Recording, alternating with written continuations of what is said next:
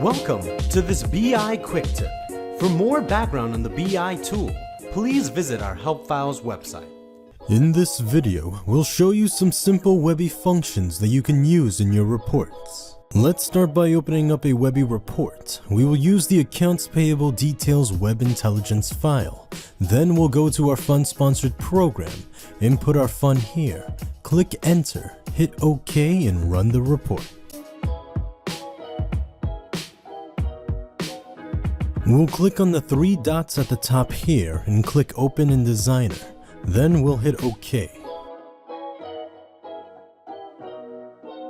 We'll click on Fund Sponsored Program, re-enter our fund here, click Enter, and then hit OK. Now, we'll show you how to use the count and sum functions for your reports. Please note that this can only work with numerical values in your report.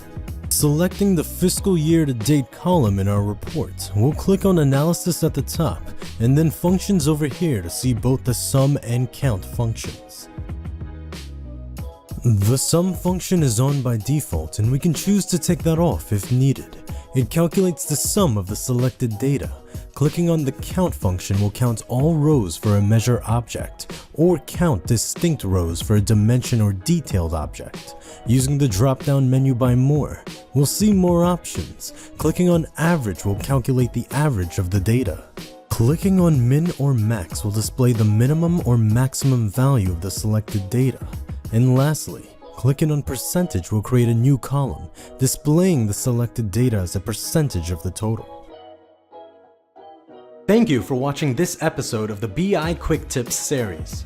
You can find all BI Quick Tip videos on the Help Files website. Until next time.